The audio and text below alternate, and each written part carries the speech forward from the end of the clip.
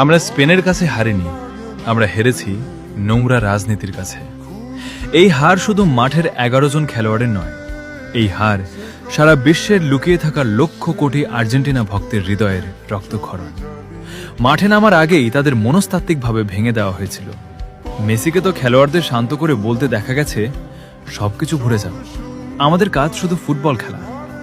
কিন্তু যেখানে পুরো টিমের ওপর এক অদৃশ্য আতঙ্ক, ভয় আর মানসিক চাপ সৃষ্টি করা হয়, সেখানে খেলোয়াড়রা খেলায় মনোযোগ দেবে কিভাবে? এমনও খবর ছিল, আর্জেন্টিনা থেকে খেলোয়াড়দের বার্তা দেওয়া হয়, যে কোনো মূল্যে ম্যাচটা হারো, আমরা জয় চাই না, তোমরা শুধু নিজেদের সুরক্ষা নিশ্চিত করো।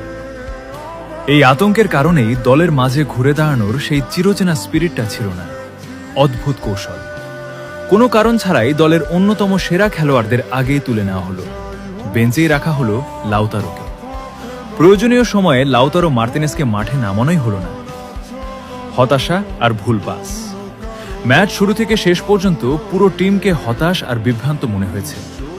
আজ যে তারা একটা ফাইনাল ম্যাচ খেলছে, রাজনীতির শিকার হয়ে, সেটাই যেন ভুলিয়ে দেওয়া হয়েছিল।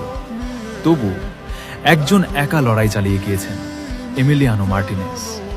তিনি সতীর্থদের চিৎকার করে বলছিলেন, ব্যাক পাস খেলো না, কাপুরুষেরা ব্যাক পাস খেলে। কিন্তু ভয় যাকে গ্রাস করে, তার মনে জয়ের ক্ষুধা জাগানো কঠিন। অন্যদিকে পারাদেশ পায়ের হাড় ভাঙা যন্ত্রণা নিয়েও দেশের জন্য লড়ে গেছেন। আর রেফারি এনজোকে লাল কার্ড আর একের পর এক বিতর্কিত সিদ্ধান্ত দিয়ে ম্যাচ হারানোর ছক আগে থেকেই তৈরি করে রেখেছিল।